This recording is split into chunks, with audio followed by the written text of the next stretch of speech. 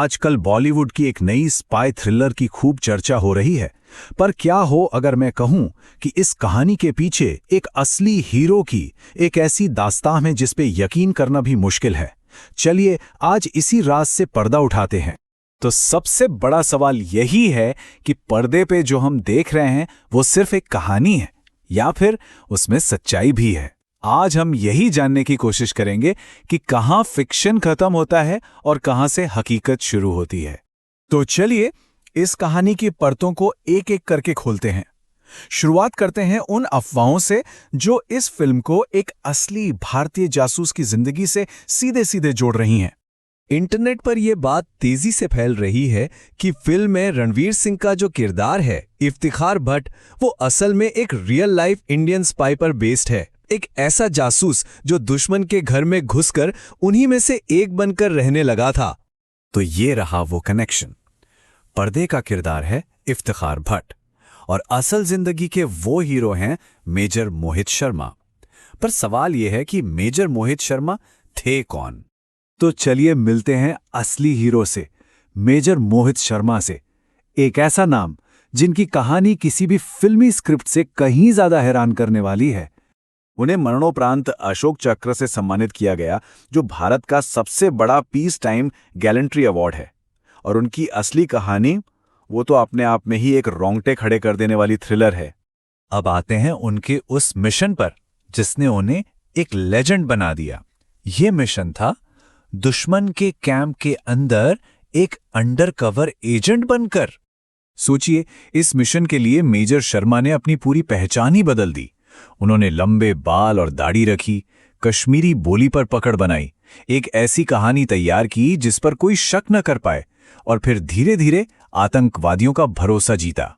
ये सिर्फ भेस बदलना नहीं था, ये इफ्तिखार भट्ट बनकर जीना था।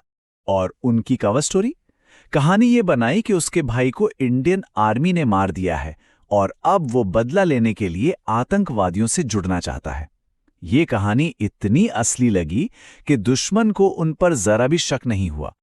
और इसी दमदार कहानी की वजह से वो हिजबुल मुजाहिदीन के टॉप कमांडरों का भरोसा जीतने में कामयाब हो गए। सोचिए, दुश्मन के सबसे बड़े लीडर्स के बीच एक भारतीय सैनिक अपनी पहचान छिपाकर रह रहा था। अब कहानी में एक ऐसा मोड़ आता है जहां जीत और त्रासदी दोनों एक साथ खड़े नजर आते हैं। दो अलग अलग मिशन और एक ही अंजाम। हफ्तों तक आतंकवादियों के बीच रहने के बाद आखिरकार वो पल आया जिसका मेजर शर्मा को इंतजार था। आतंकवादियों की चौकसी थोड़ी कम हुई और बस वही उनका मौका था। और जैसे ही मौका मिला उन्होंने कोई गलती नहीं की। अपनी 9mm पिस्टल से उन्होंने दो खूंखार आतंकवादियों अबू तुरारा और अबू सब्जा को वहीं ढेर कर दिया। ये 2004 के उस मिशन की एक जबरदस्त कामयाबी थी। यहां उनके सफर के कुछ सबसे अहम पड़ाव हैं।